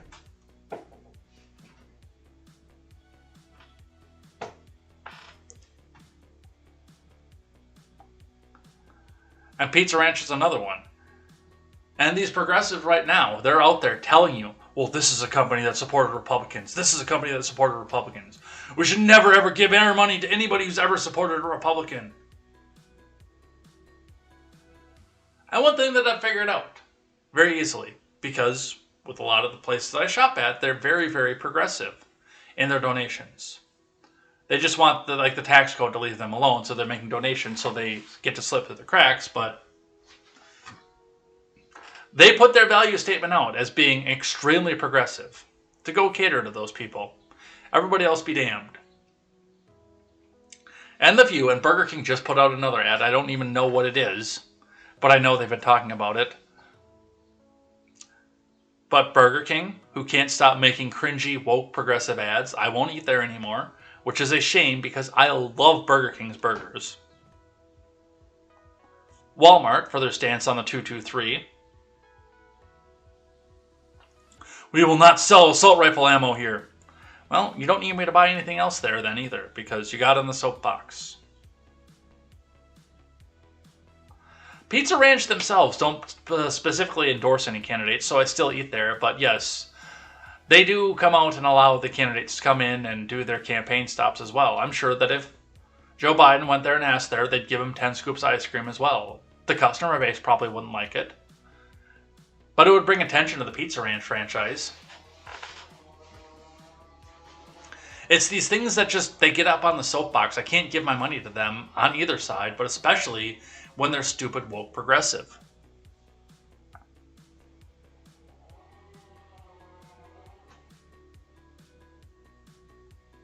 On D-Day anniversary, Democrat running for Florida AG tweets, "My great-grandparents died in Nazi Germany. I know a fascist when I see one. Ron DeSantis is a fascist." From Alex Nitzberg. Daniel Ohlfelder, a lawyer who's running in the Democrat primary for Florida Attorney General, is calling Ron DeSantis a fascist.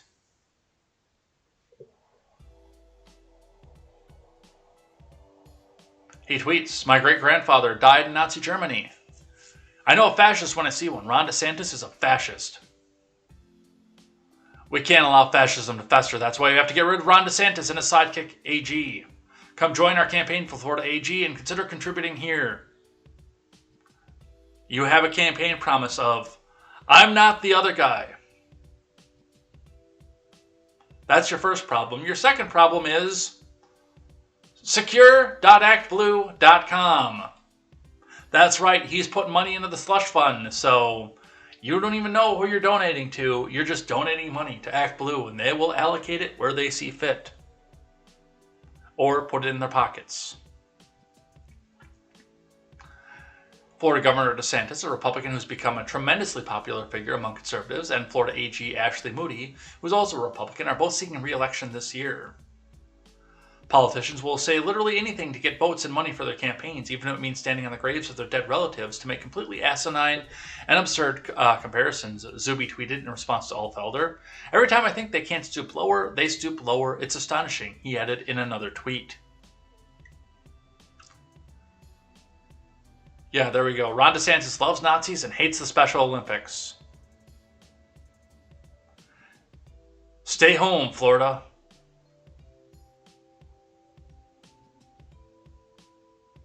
Yeah, that was this dude too, the Grim Reaper dude.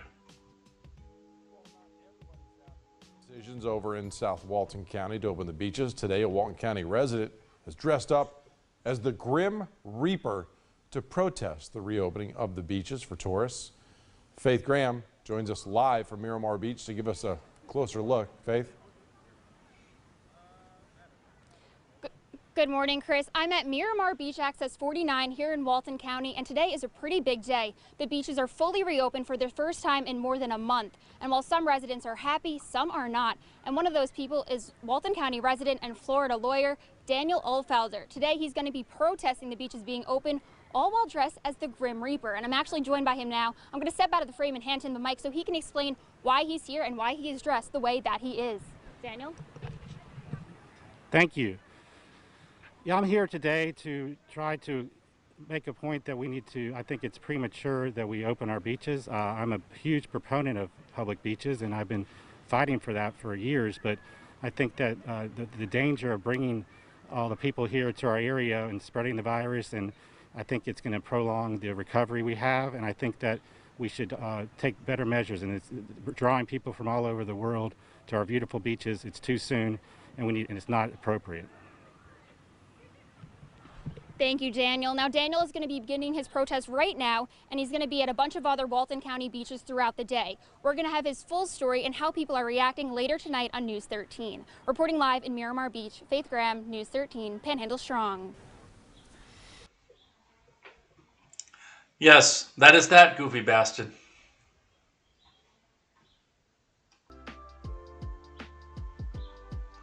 What else can we get through? We still have a bunch. Republican candidate holds lead in traditionally blue Oregon governor's race, according to a poll. From John Rigolizzo. A new poll shows that a Republican candidate for governor in the traditionally deep blue state of Oregon holds a slight lead in the upcoming election. A poll of 516 likely voters conducted between May 25th and 27th by Oregon-based polling firm Nelson Research found that former Oregon House Minority Leader Christine Drazen, the Republican nominee in the governor's race, holds a 2-point advantage, 29.5 to 27.5, over Democrat nominee and former Speaker of the Oregon House of Representatives Tim Kotek. Independent candidate Betsy Johnson, a former Democrat state senator, running as a non-party affiliated candidate, came in third with 19.4% of the vote. The remaining 23.6% of the voters were undecided. Drazen's lead is currently within the poll's 4 points of margin of error, but the poll's crosstabs show Drazen has several factors working in her favor. Drazen garners more support than her own party than Kotek does. 68.2% of the Republicans supported Drazen, while 57% of Democrats supported Kotek. Drazen garnered more support from independents as well. 19.1% of independents backed Drazen, while 14.7% backed Kotek. Johnson siphoned off a significant chunk of voters from both parties, but took more votes away from Kotek than Drazen. 18.4% of Democrats backed Johnson compared to 13.9% of Republicans. The times they are a-shiftin'. And a lot of people who are not dyed-in-the-wool religious Democrats are starting to realize that this doesn't work. So, we'll continue to see where that goes. Skip that one. Speaking of poll numbers, from The Blaze, Biden is seething that his poll numbers are worse than Trump's. ABC News calls Biden a serious drag on Dems. Well, he's a serious drag in general, but hey, no more mean tweets. Am I right? From Chris Enlow.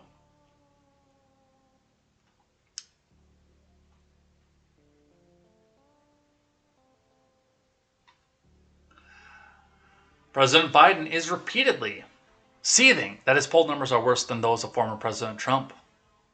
Politico disclosed in a new report late Sunday that tensions are running high in the West Wing and Biden is the greatest source of frustrations.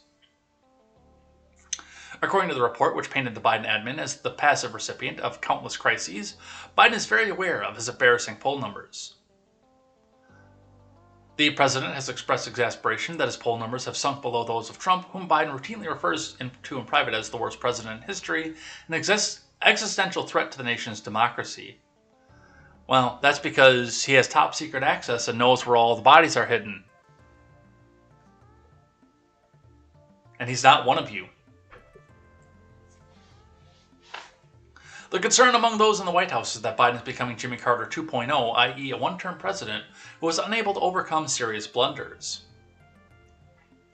Tensions are so high that Biden recently erupted because staffers did not keep him informed about the seriousness of the baby formula shortage, Politico reported.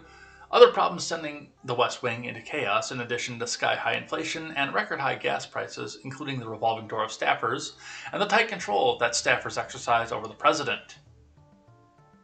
The revolving door of staffers, wasn't that a complaint that CNN launched against the Donald? We had this many resignations. He must be a bad person to work for. The White House, however, is denying Politico's depiction of the West Wing. This depiction of the White House is simply divorced from reality, said spokesman Andrew Bates. How bad is Biden's polling? Very bad. According to RCP average, Biden's approval is more than 13 points underwater. His job approval ratings range from the high 30s to low 40s, while his job disapproval ratings range from the low 50s to high 50s.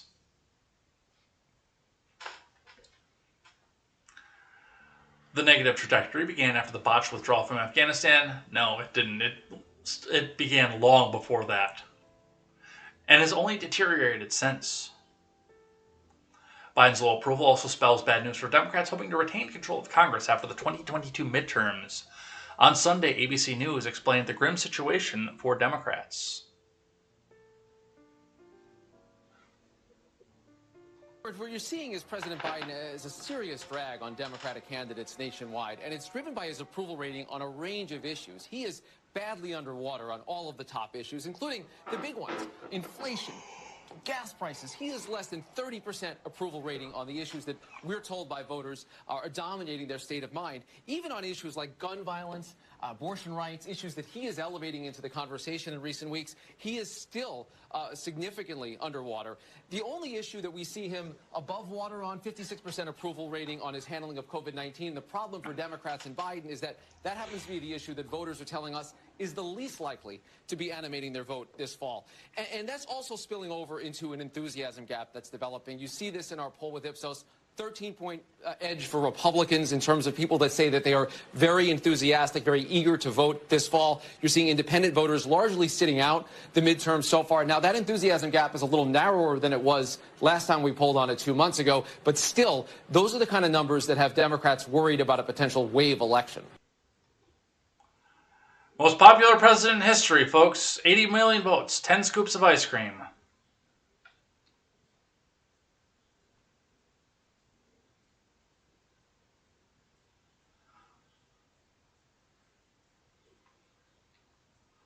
And a lot of this is a problem. Now, number one, we're facing down the statistics. The party that has the presidency typically loses House seats in the midterm. It just happens. You see all the problems, and the news coverage is constantly hammering. They don't talk about the individual representatives or senators. They do now. But they don't talk about this. Well, they have to talk about the individual reps and senators because they can't blame Biden for any of this. But the people look back, and all they really know is the fact that this didn't happen under the previous administration.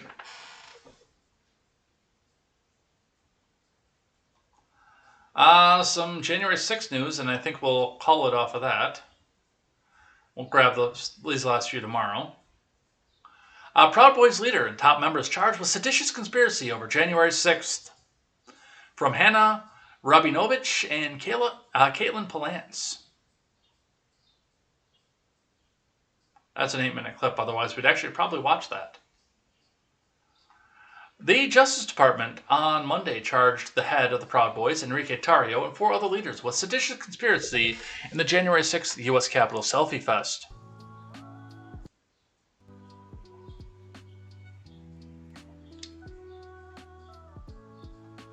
Escalating the criminal case against the far-right extremist group. These are the most aggressive charges brought by the Justice Department against the Proud Boys, and are the first allegations by persecutors that the group tried to oppose by force the presidential transfer of power. Tarrio and his co-defendants previously pleaded not guilty to an earlier slate of charges. The new indictment adds fresh details about what the Proud Boys leaders said on January 6, 2021. Persecutors accused the 5 defendants of working together to intimidate members of Congress and law enforcement and prompt them to flee, thereby preventing them from performing their official duties. Persecutors revealed Tarrio's text messages from January 6, where he appears to compare the attack of the U.S. Capitol to the Winter Palace, the home of the Russian Emperor, which was stormed during the Russian Revolution in 1917. In the text, Tarrio appears to comment on Congress being evacuated from the chambers, unable to certify the Electoral College vote. An unnamed person texts Tarrio, "Dude, did we just influence history?" Prompting Tarrio to respond, "Let's first see how this plays out." Before the Senate resumed certifying the presidential vote, the unnamed person writes back, "They have to certify today or it's invalid." The 4 men charged alongside Tarrio in the indictment are Ethan Nordine, the Sergeant-at-Arms of the Proud Boys, and president of the local chapter. Joseph Biggs, a self-proclaimed organizer of Proud Boys events, and Zachary Rail, who runs the Philadelphia chapter of the Proud Boys.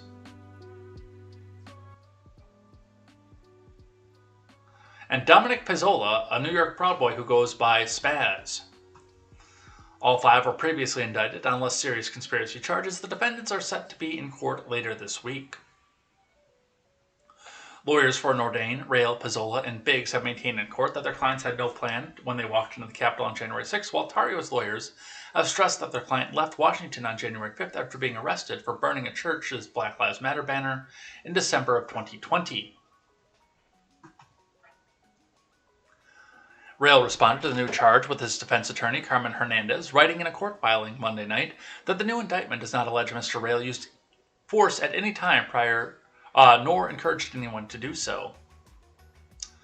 The worst that's been alleged against Mr. Rail is that he associated himself with the Proud Boys, a lawful fraternal association, as is his right, protected by the First Amendment, Hernandez said, adding that to bring such serious charges against Mr. Rail at this late date without alleging a single new fact against him is simply wrong and deserves a response.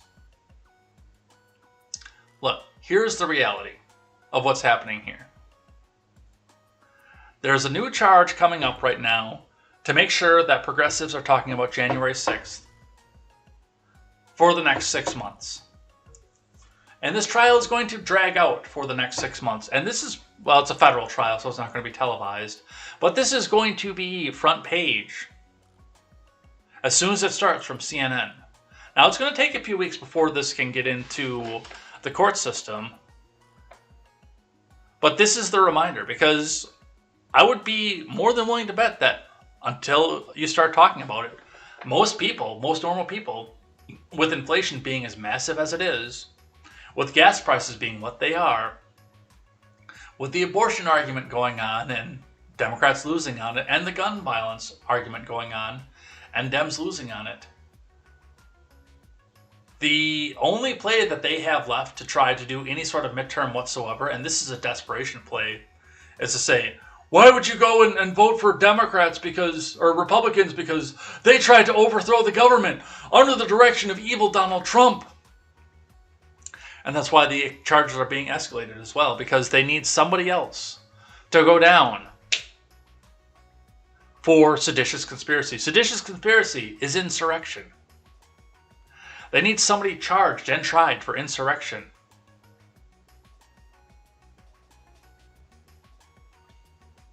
It's all politics. It's all floor show. All right. And we will cover the rest of this, I think, tomorrow. I'm actually going to skip this one from WUSA. And with that, we'll head out of here. But before we do, we will go and check out the Twitter trending.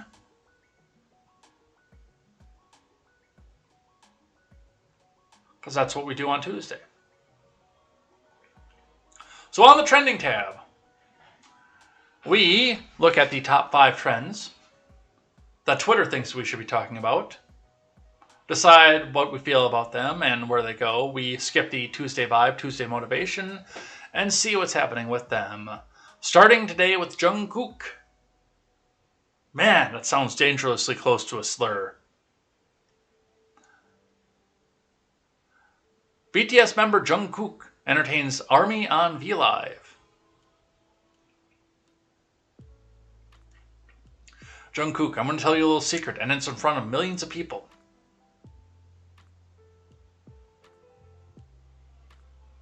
No, I'm not drunk.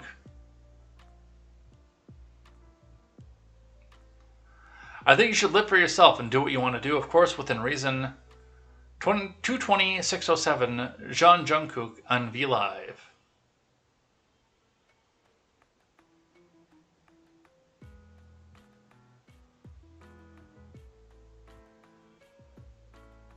I don't understand the K-pop thing. I really don't. But that's what they have to say with that. Inu.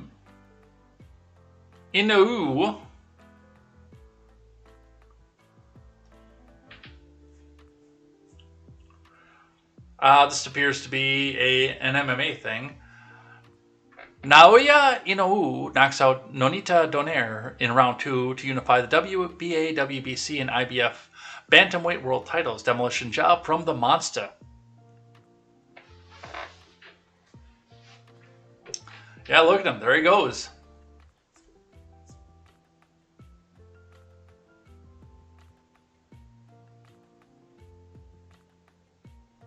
Sorry, it's boxing, not MMA.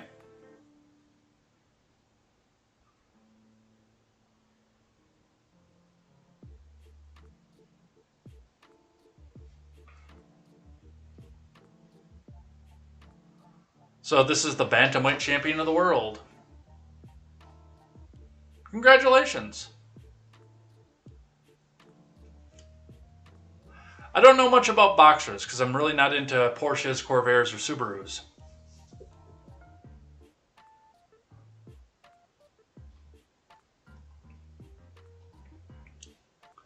Alright, Tuesday vibe we skip. Fox News is the number 4, which will be our third one here. That is trending today because I bet you a bunch of leftoids are saying, Fox News is evil. Fox News primetime programs, including Tucker and Sean Hannity, won't air full January 6th public hearings, delegating live coverage to Business Network. Well, we're going to go back and add that to tomorrow's news story. So we'll be talking about that. Jimmy Kimmel to Fox News. You guys telling me we should arm PE teachers to protect kids? That makes sense. Tucker Carlson giving Vladimir Putin a reach around every other night. Sane. President on a late night talk show. Insane. Got it. California Highway Patrol denies having dash cam, body cam footage, and mugshot of Paul Pelosi following DUI crash. Refuses written request from Fox News, then hangs up on network following a phone request from the same information. Ooh, I think KTZed was right. We're never going to see that one.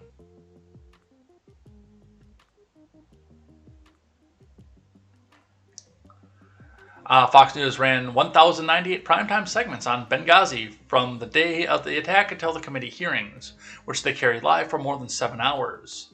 Today they announced they won't cover the hearings on the January 6th Selfie Fest.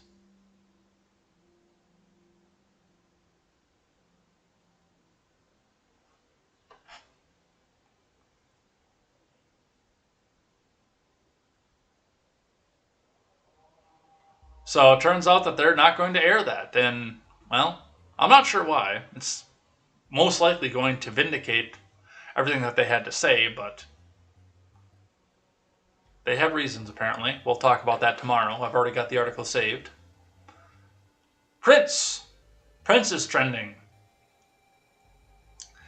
That time I made a collage of Prince from old magazines, one of my best, for one of the best.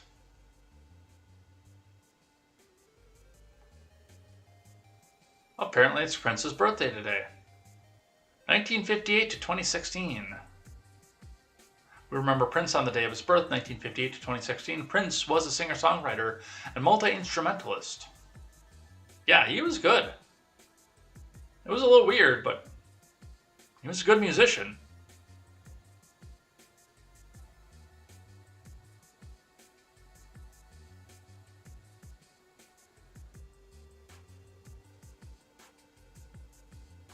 On the seventh day, we were blessed with this crooked smile.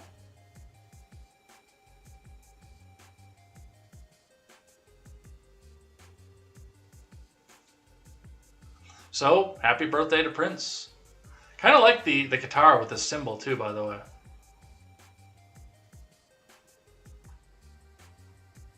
Alright, and the last one, yet to come, MV Teaser 1.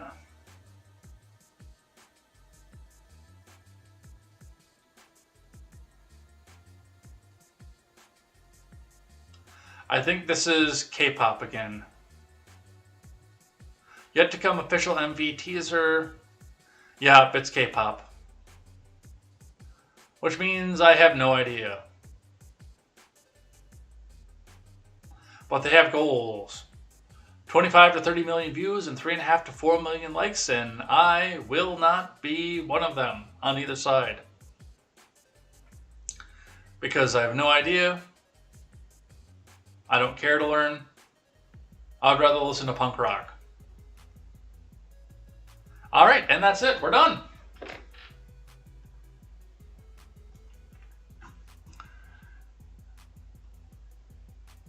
Get a few things changed around over here and head out of here for the day. Alright, so with that, we're out of here. We've got a few left over to talk about tomorrow, so we'll see what we can do for there. We'll see what kind of stupid crap they pull on for the news for the day. Maybe we'll have another shooting. Oh, no, wait, no, we're right in time for the January 6th hearings to come back out and start, so we'll be talking about that because that's going to dominate the news cycle and make sure that we come back and see that coming in right before the midterms. So, oh, you can't vote for those evil Republicans because Democrats are the most, and Republicans tried to overthrow the government. Oh my God! But we'll see what happens with that. I'm sure that we'll be stacked with coverage and video from that as we go. So with that, we are going to head out of here. So thanks everybody who came by and joined us. If you're over on Twitch, stick around. We're going rating. Otherwise, we will see you here tomorrow with more Contemporary. And until then, I am Jay Edgar, and this is Contemporary. Take care.